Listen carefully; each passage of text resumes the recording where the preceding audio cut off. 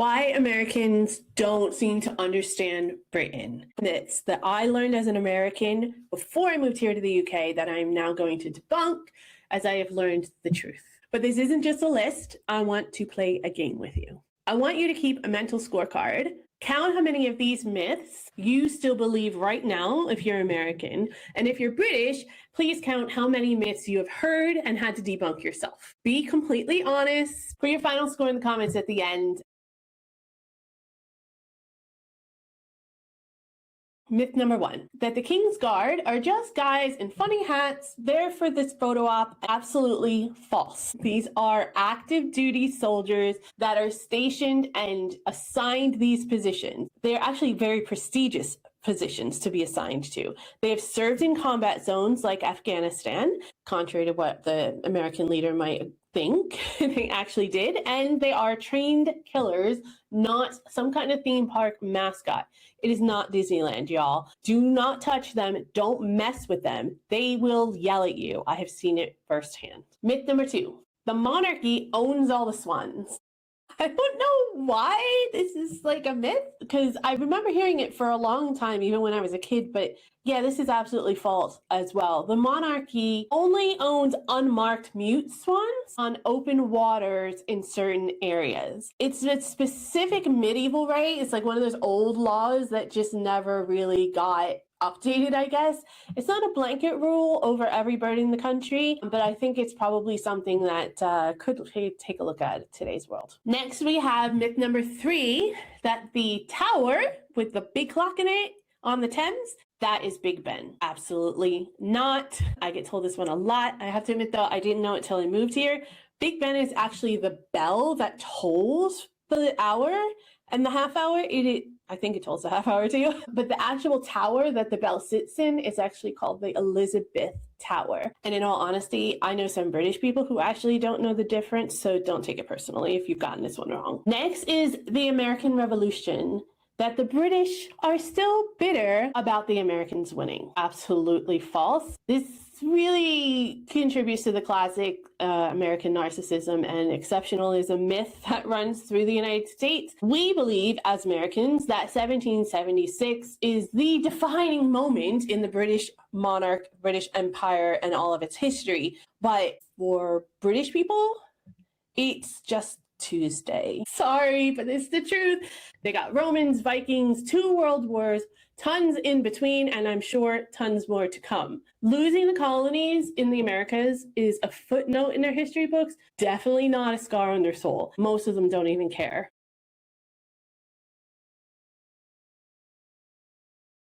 Myth number 5 is it rains every single day. This is false. Although we are just coming off of like a 29 straight day rainfall. It's been raining a lot more this past winter than it has in the past, I'm told, and it has been a little bit rough. But when you compare it to other places in the world, London actually gets less annual rainfall than places like Rome, Miami, and even Sydney, Australia. It's not really about volume, it's about frequency. It's really that it rains a little bit most days in the winter. It's almost always gray and cloudy, and it's hard to see the sun because of all those clouds. Plus, it rises much later in the morning and sets much earlier in the day. That's probably where that comes from. Myth number 6 is about British teeth. I know, British people have bad teeth. It's a stereotype that's been around, I don't know, probably for decades, if not half a century or longer. Of course, this is false. Statistically, the UK has some of the healthiest teeth in the world, often ranking higher than that of the United States. Probably has to do with the cost of insurance and what is covered, etc. We're not going to get into those deep, dark caverns today. Overall, Americans tend to pay for vanity, perfectly straight, perfectly white teeth, whereas the British NHS pays for the health of it. It's really just a cultural difference in value. Myth number 7, warm beer. Now, there are some beers, ales, lagers that could be drank warm. It's just not super ice cold like American beer is. And I think that's where the myth derives from. It's cellular temperature, not warm. It allows you to actually taste the flavor profile, I'm told, because I don't drink beer. But it's very unlike the ice cold American lager that kind of numbs your tongue. I know it seems like it feels refreshing on a hot summer day, but I dare you to compare it to a pint in a beer garden at a local pub in the hot middle summer in the middle of summer here in the UK. You don't need it that cold, but it is still as refreshing from what I've seen. Myth number 8 is the bad food. Absolutely 1000% false. Historically, maybe during like World War II and rationing times, I could see how that has kind of left over. Totally get it. But today, London is a global culinary capital by far. There is proper Sunday roast, fish and chips, or anything else in between. Italian, Caribbean, Creole even, which is fantastic, by the way. Of course, Indian, curry, Chinese, all that. If you eat bad food here, then that's on you.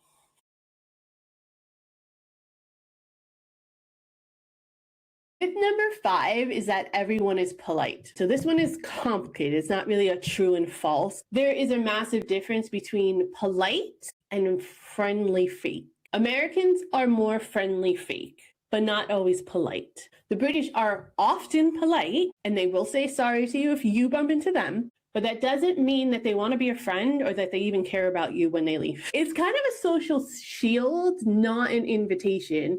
And it's something that is definitely prevalent throughout the culture and you will see quite often. However, don't push your luck because British people do have tolerance, but it does have limits and they are not afraid to be direct with you and to be extremely unpolite if the moment warrants it. Also, if you're on a comfortable basis with a British person, it is more likely that they're going to be rude and take the piss out of you, much more so than be polite. But that's just the way the British people tend to show affection. Number 10. Accents. Everyone speaks like Downton Abbey. No, absolutely not. There are so many accents here, so many more than I even realized, even having a little bit of knowledge ahead of time from moving here. But this is extremely false. All you have to do is drive or take a quick, like 20-minute train ride somewhere, and any direction from where you are, an accent will completely change. We have Scousers, we have Geordies, we have Brummies, we have Cockneys. Most British people sound nothing like Hugh Grant or the monarch. Myth number 11, everyone stops for high tea at 3 or 4 with cucumber sandwiches with the crust cut off. It absolutely does not happen. Most places, work-wise, around 3 p.m. will have a tea break. People will just go and get a cup of tea, but no one stops their entire day just and pulls out the sandwiches and the tea kettle. That's just not how it happens. High tea was actually a working class meal. It's basically an afternoon meal. A lot of people still will call that tea. Afternoon tea is more fancy. It's like basically the thing the tourists do when they come here. No British person actually does it on a daily or regular basis. It's kind of like a birthday treat, not a regular habit. And they do drink lots of tea, don't get me wrong, but it's usually in a mug while they're working or doing whatever else they have to do throughout the day. Myth number 12 is the stiff upper lip. British men never cry or show emotion, and women will maybe get a little emotional, but then quickly choke it down and just move on. This is false, mostly. This is kind of an evolving, changing one, but there's still a really strong British culture of just get on with it, that keep calm and carry on attitude from World War II. The younger generations and the increase of mental health awareness globally, as well as here in Britain, are kind of breaking this down a little bit. But yes, overall, it's still part of the culture, and don't expect a hug or even a handshake from a stranger.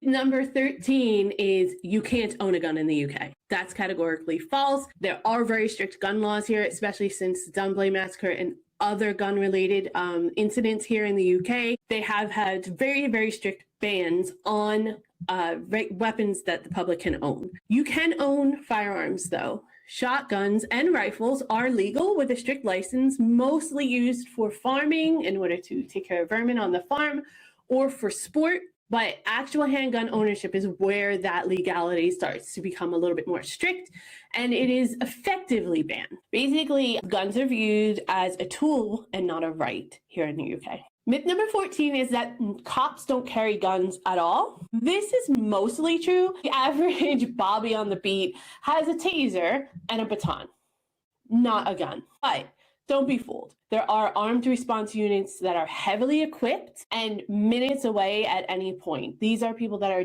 very highly skilled and trained on those weapons, and they are going to be dispatched if the local authorities feel the need. It's just that the police don't patrol regular community situations with assault rifles as a default, which is very unlike the US. Myth number 15, healthcare is totally free. I can understand why so many people feel this way from my point of view from the United States of America. I definitely still feel like it's free, and I do call it free healthcare because the comparison to what we have in America is so starkly different, but it is actually false. It's free at the point of use. In other words, it's paid for by national insurance taxes that are taken out of your wages. It's not something that magically happens. It's something that's kind of like a subscription model. If you go into the hospital or you need tests done or you need some kind of special medication, might be a slight fee when it comes to prescriptions or something like that. But most of the time, any surgeries or anything, you will not get a bill afterwards. And that's why for Americans, it feels like it's free because you're not paying for knee surgery for the rest of your life.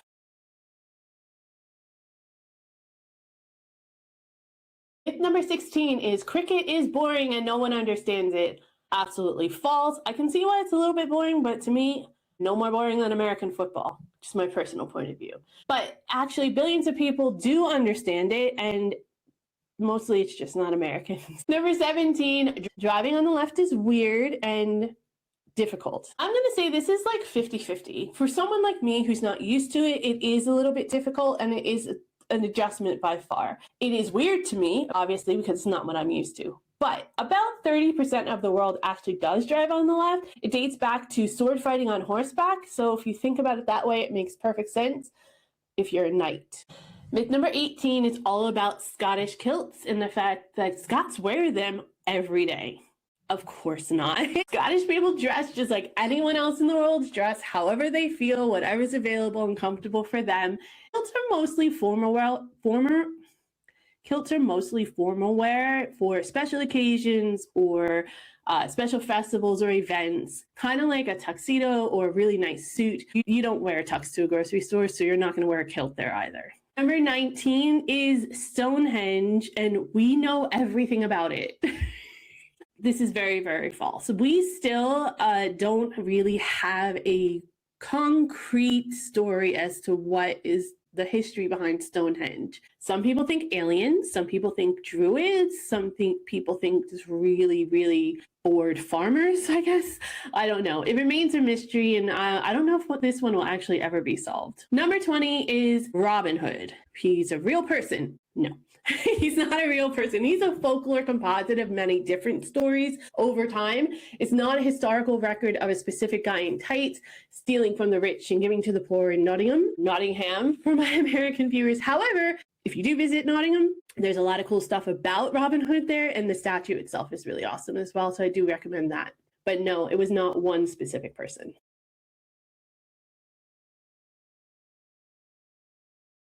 Napoleon was short. False. This was my favorite because I never knew this was wrong. He was average height for a Frenchman of his time. And the short myth was actually British propaganda to make him look weak. That's hilarious to me. It was basically the 19th century version of fake news. And we still believe it today, at least in America. We're kind of taught that he was a below average height man. And I guess, the power of storytelling in British folklore. The UK is small, and you can see it all in a weekend. Oh my God, is this absolutely false? Is it easier to drive east or west? Oh yes. And when you're comparing it to the vast United States of America, absolutely.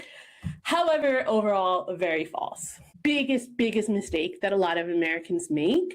They plan to see London, Scotland, and Stonehenge in like a week, and it's just impossible. It took us about 3 days just to get to the Isle of Skye, which is the north of Scotland, which I don't even think is the most northern island in Scotland, to be honest. There's just no way. There's lots of winding roads. There's lots of dense history.